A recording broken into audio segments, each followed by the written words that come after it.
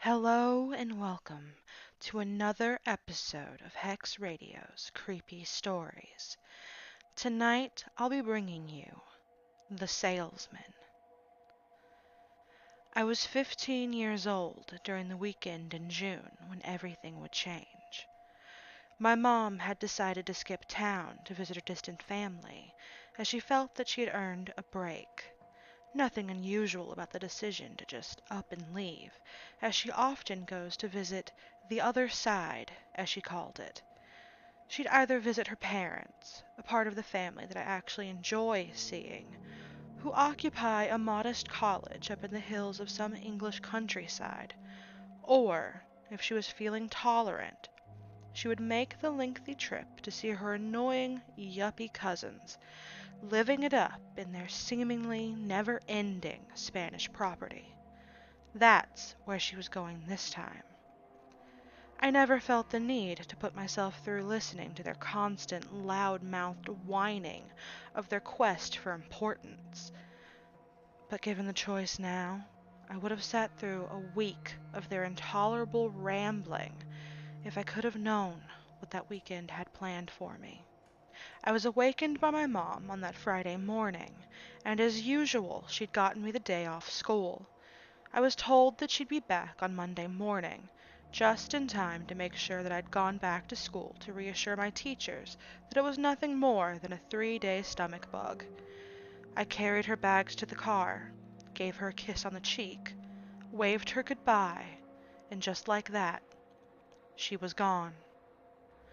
I wandered into the kitchen to make my breakfast, all the while thinking how excited I'd gotten the first time my mom had trusted me to stay at home on my own. It was different now, nearing trivial.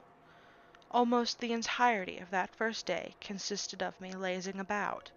I listened to my music, played some games, watched a movie, all of the usual things a bored teenager would do. Then I fell asleep.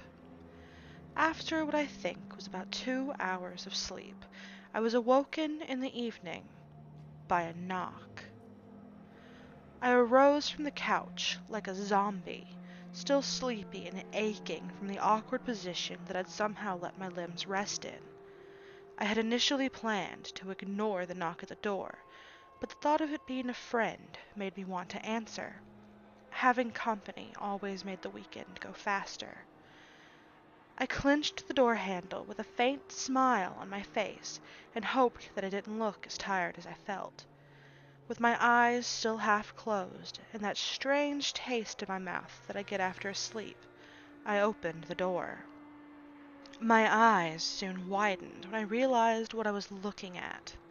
A tall, bony-looking old man was standing in my doorway.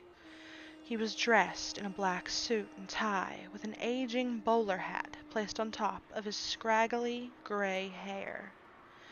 His white shirt was stained with a yellow and brown tint that I could only guess was coffee, and the shoes that he was wearing were very well kept, very shiny, so much so that I could see my reflection in them. He began to speak. His words were hushed, maybe even hissed in a childlike sort of tone, but I couldn't focus. I knew he was speaking, but I couldn't concentrate on the words he was saying, not while I was looking at his face, staring into his eyes. His aged complexion was taut, wrinkled and very pale, almost like a hazy shade of silver, but the edges of his eyes were completely black. What looked like smeared charcoal surrounding his vision only highlighted the depth of his gaze. There was nothing human about them. They seemed hollow, lifeless. The fear that gripped me when he stared straight through me was like nothing that I'd ever felt before. I took a deep breath and finally mumbled a word. "Hello," I said. He smiled, a disgruntled plight to infect my dreams. It seemed to extend upwards toward his ears as if there was nothing stopping it. His mouth was packed with razor-sharp, dirty black teeth. Every once in a while, his black tongue would swipe the surface of his upper lip in a slurp. With his head tilted slightly to the side, he crooned softly. "Hello there, child. I'm here to offer you something important, something that you might need. I'm a salesman, you see, just a salesman. Please, all I need is a moment of your time in exchange for some peace of mind. Are you interested?" I couldn't move. I could barely breathe. I felt frozen. Terror had encompassed me. I finally muttered a sentence. I can't. I have to go. It's too much. I'm sorry." The door slammed behind me, and I could breathe again. I could think. I slouched down to the ground, trying to process what I had just witnessed, when out of nowhere, a thud made itself known. I looked up with my mouth ajar and my eyes darting about. Then I slowly stood. Making my way into the kitchen, I could hear a gentle humming. It was a happy kind of tune, but the unknown source made me shiver. My stomach dropped as I turned the corner. He was there, humming that tune, smiling that smile, as he sat at my table just staring at me. I backed away toward the front door, where I was welcomed by a shadow. "That can't be him," I thought to myself. I began to tear up. I couldn't help it. I headed straight upstairs, past my bedroom, past my mom's room, and vanished into the bathroom. I could hear him. He was singing now, right outside the door. I panicked. I didn't know what to do. Then it hit me, my only choice. I couldn't believe I was actually contemplating climbing out of the second-floor window, but I had to. The shadow passing by through the light on the other side of the door was forcing me to do it. I opened the bathroom window and started outside. But then I stopped. There he was, standing on the edge of my garden, waving at me, and slowly drifting down the road, taking his song with him and slowly fading into the distance. That night, I slept in the bathroom. With the door and window locked, I set up a bed using a bunch of towels. I just couldn't bring myself to leave until daylight emerged. The next day finally arrived, after what seemed to be the longest night of my life, and I had to get out of the house. I went over to stay at my friend's house for the day. Adam was his name, a small, skinny guy who I'd known all my life. I thought that he could help me forget about what had happened. It's a strange feeling you get when something so frightening happens to you that seems so unrealistic. You begin to doubt yourself. It's almost as you have two minds. But I knew in my heart that it was real. And if I didn't believe after the first meeting with the salesman, it would definitely be forever etched in my mind after the weekend was over. Later that night, I was told that I couldn't stay at Adam's house, as his family had to get up for church in the morning. I begged and pleaded with him to let me stay, but his stubborn mother was having none of it and sent me on my way. I only lived 3 streets from where his house was, so it wasn't much of a walk, but I still had to walk back in the dark of night, and I wasn't looking forward to it at all. That face kept creeping into my mind. The fact that someone had been able to scare me out of my own home was sickening. And that damn song he kept humming. That song he kept humming. I turned the corner, and I could hear it.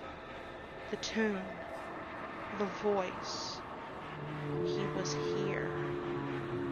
I looked down the road, expecting it to be empty.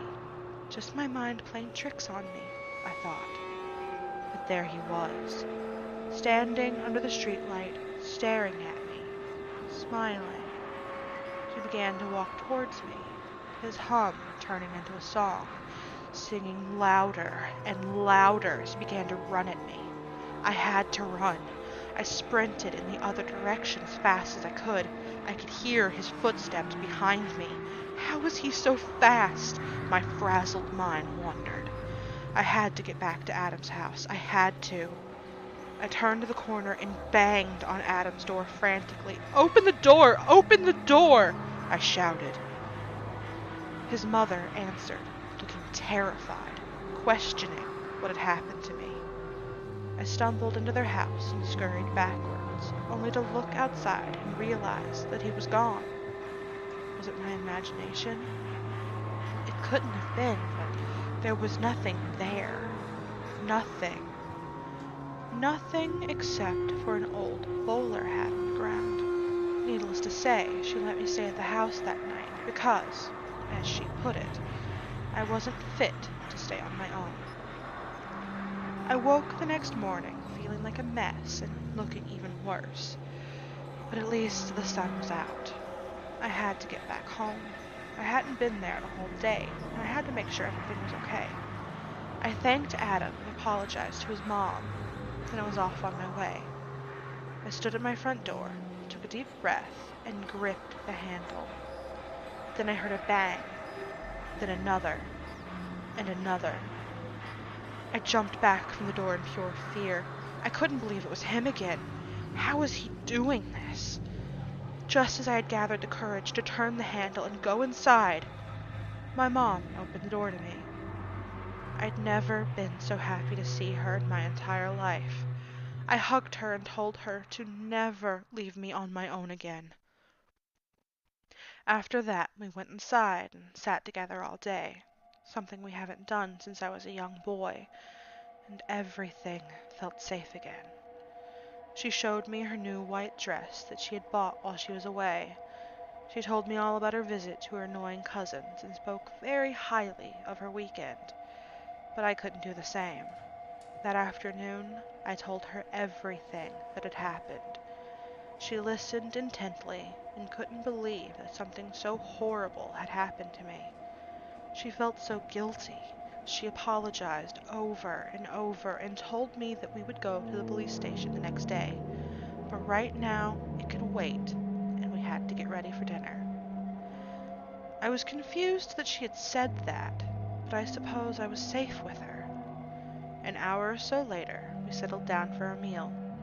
I told her all about school, explained to her how much better I had gotten on guitar, updated her on my love life, and she just sat there and listened, smiling as I ate my meal. She stared at me, and I felt uneasy. Her smile slowly got bigger and bigger. All the while, her new white dress slowly melted into a black suit. She hissed, "Do you see how easy it is to give someone some of your time?" At that moment, he was standing right in front of me. I cried out, "I knew it wasn't over. What do you want? Why me? Why my mom?" "You know why I chose you, child. You never listened. I told you it could have been something that you might need. I told you it was important, but you ignored me. You didn't have the time. Your precious time. The only way I could get you to listen was by using the one person that you trust, that you listen to. And let's just say that I'd like to be somebody else, if only for a while." I'm sorry. I'll listen now." "It's too late for that. It's too late. It's a shame too, child, because it really could have saved your life." Then that was it. It was over. Done. So, how am I writing this now? Why am I telling you all of this? Well, you've given me some of your time, so here is your supposed peace of mind. I like to be somebody else, if only for a while.